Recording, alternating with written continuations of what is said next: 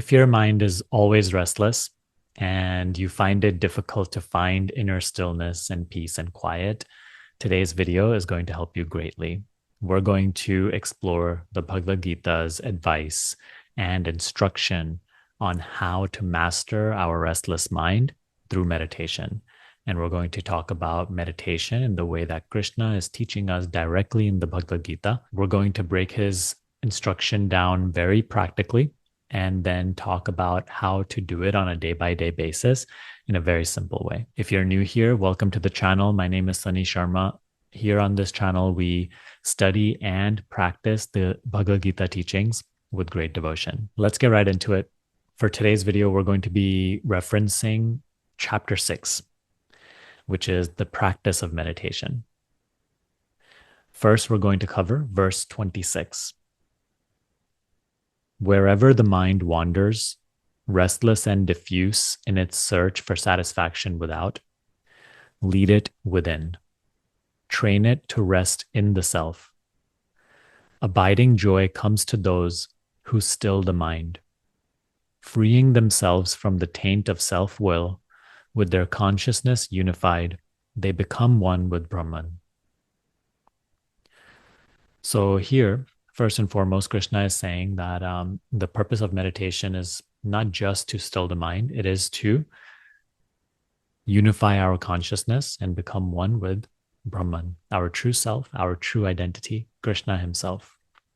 So the first instruction Krishna gives us here is wherever the mind wanders in meditation, in search for satisfaction without.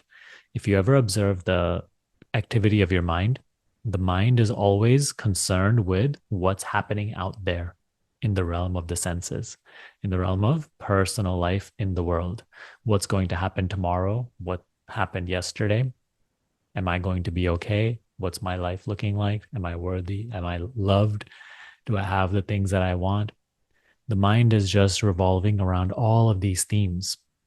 It's searching for satisfaction, fulfillment, happiness outside. Krishna says here, wherever the mind wanders, lead it within. Train the mind to rest in the self. What does he mean by train the mind to rest in the self? In a later teaching in the Gita, Krishna says to Arjuna that I am the self, the inner self of all beings. Krishna is saying that he is actually present within us as the self, as what we feel in each moment as myself. So here in this instruction, Krishna says, instead of seeking happiness, satisfaction without, train yourself to seek it within. Train your mind to be still in the self. One thing we can clarify here is we can, instead of trying to think about the self, we are trying to bring our attention to self. So usually attention is just going towards thoughts about things. Now we are learning to bring our attention away from thoughts and we're bringing it to our sense of self. The way I practice it in a very simple way is I just try to bring my attention to the sense I am, or simply I. Feel your I here.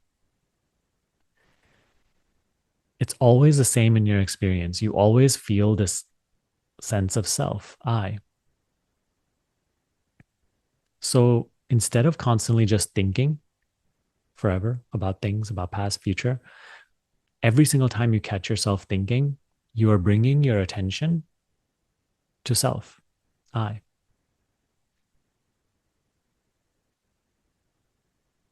While you're watching the rest of the video, practice along with me. Again and again, when you just start to think about what's being said in this video or whatnot, just keep bringing your attention to I. In this way, you're training attention to rest in the self. After all, this is a journey of self-realization, right?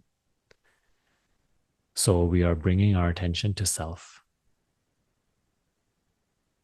Not only does this bring peace and quiet to our mind, but also it helps us grow in awareness of Krishna within, awareness of our true self, our true nature. That's how we unify our consciousness and become one with Brahman, by learning to train our attention to rest in the self. As we cover the other teachings throughout the video, let's practice this again and again together. So here in verse 12, Krishna says, once seated, strive to still your thoughts. Make your mind one-pointed in meditation, and your heart will be purified. Hold your body, head, and neck firmly in a straight line, and keep your eyes from wandering. With all fears dissolved in the peace of the self, and all actions dedicated to Brahman, controlling the mind and fixing it on me, sit in meditation with me as your only goal. So the way that I practice this is every single day I sit for 2 sessions of meditation, once in the morning and once in the evening. And I try to do at least 20 to 30 minutes, sometimes longer if I'm in the mood for it. What I practice during that time is exactly what we just covered today, where every single time I notice my mind turning without, I guide my attention back inward to the self, I. Here, Krishna says, make your mind one-pointed. This is what it really means. Usually our mind is not one-pointed. It's thinking about 1,000 things. In our meditation practice, the only thing that is important to us is our journey of self-realization, our communion with the self within. Krishna has given us the instruction, hey, if you want to know me, if you want to be with me, if you want to be united with me, turn your mind inward, focus on me, make your mind one-pointed on me. So we practice that.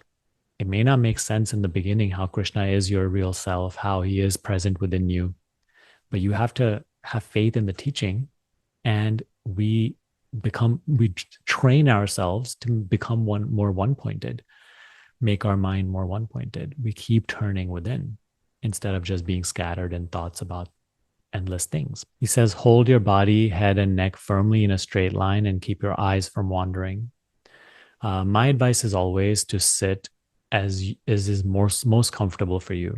I do recommend sitting. Some people try to lay down, and I say, you want to avoid laying down because you can end up falling asleep. But sit in a manner that is comfortable for you. I know the instruction given here is hold your body, head, and neck firmly in a straight line. Do your best to do that if you can. However, if your physical condition doesn't allow for that, just do your best. And you don't necessarily need to be sitting in a lotus position on the floor. However, if you can, that is great. Otherwise, you can always sit on the edge of your bed with your feet down, or you could fold your feet up and sit on your bed or a couch or just a comfortable chair. Next, in verse 14, he says, with all fears dissolved in the peace of the self. What does that mean? Every single time you bring your attention away from thoughts about so many endless fearful scenarios, and you bring your attention inward to the self, it's like you are surrendering your fears, So it's like you're dissolving your fears in the peace of the self within. And all actions dedicated to Brahman. Not only your actions in outward life, but even this very practice of meditation, this very training of your mind to become more one-pointed. Dedicate this to Brahman. Dedicate this to Krishna. Dedicate this to your quest for self-realization. Hold no attachment to what you must get for this action. So you do this training as a form of devotion to Brahman, controlling the mind and fixing it on me, right? Again and again, turning within, refusing to dwell in thoughts about things. During the day, you're more free to think as you need, let's say at work or outside, but in your meditation practice, make it a firm resolve to be one-pointed. Okay, it helps so much when you have become decisive and you sit for meditation every day. And during your meditation sessions, you'd care about nothing else other than this practice. And you don't need to think about things, and you have no desire to think. Instead, every time you still find yourself thinking, because sometimes that just happens, you once again let go of thought and you just turn your attention inward to self, I. Controlling the mind and fixing it on me, sit in meditation with me as your only goal. So you see, Krishna here demands full devotion from you.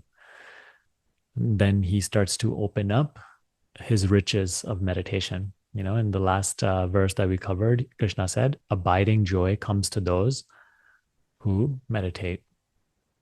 So practice with Krishna as your only goal, as self-realization as your only goal. Next, we move on to verse 7. The supreme reality, Brahman, stands revealed in the consciousness of those who have conquered themselves. They live in peace, alike in cold and heat, pleasure and pain, praise and blame. So this is the fruit of this practice. Our mind becomes more still, more calm, more peaceful, more joyful, and the supreme reality starts to reveal itself to us in our meditation practice. You see, this is what is happening when you start to practice meditation and you start to feel you are growing wiser, clearer, happier, more peaceful. You're not doing anything special other than just showing up for the practice day by day, but you are seeing these changes happening within yourself. So my advice for this practice is, and something that's helped me so much, is focus on consistency. Consistency over special techniques or abilities. The technique is very simple here, okay? Krishna is saying, fix your mind on me. Focus on the self within. The way you do that, as we have talked about, is focus your attention on your sense of being, sense of self. I am. Feel your presence. You see, when you do that, you're not thinking. When you find yourself thinking, you're no longer focused on the self. So the moment you find yourself thinking, let go and return your attention to self.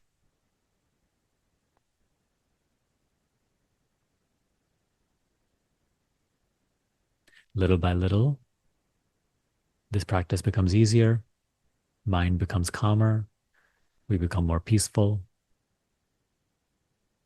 And the supreme reality starts to reveal itself to us. Here in verse 10, Krishna says, those who aspire to the state of yoga should seek the self in inner solitude through meditation. With body and mind controlled, they should constantly practice one-pointedness, free from expectations and attachment to material possessions.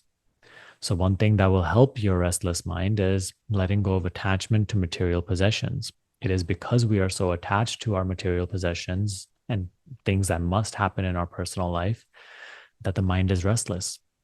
If you become a little non-attached, surrendering to God, living life as it comes, as Krishna prescribes in the Gita, mind is automatically less restless. And then one point here that is really important here is even do your meditation practice free from expectations. Don't just practice for a few days and be like, okay, what am I getting from it? As I said, consistency, day in and day out, do it as a form of devotion to Krishna, to self, and want nothing in return, accept what comes. This is a crazy way of being, right? Because we're not used to it. We're only used to doing things, especially when it's work and training and something difficult, if we get a reward for it. Now, through the teachings of the Gita, we are learning a new way of being. Yes, we are doing a lot and making a lot of changes in our life for our spiritual practice. But Krishna says again and again in the Gita that we must do everything we are doing as a form of devotion to Brahman, to Krishna, without expectation. Try it out. You will see that this is even more fulfilling, more fruitful. If you need help with this and want the support of a community, join our study group down below. I will leave you today with this last verse, 23. The practice of meditation frees one from all affliction. This is the path of yoga. Follow it with determination and sustained enthusiasm. So, Krishna is telling us that the solution to our restless mind, to our suffering, and the solution to the quest for self-realization is meditation. This is a entire path of yoga itself. So let's practice every single day. In the study group, we practice twice per day for 20 to 30 minutes each. We sit and we practice Krishna's instruction on meditating on the self within. I. Keep bringing our attention inward. And then do this during the day as well, as often as you can. Thanks for watching this video. Let me know in the comments below what other topics from the Gita you would like me to cover. See you next time.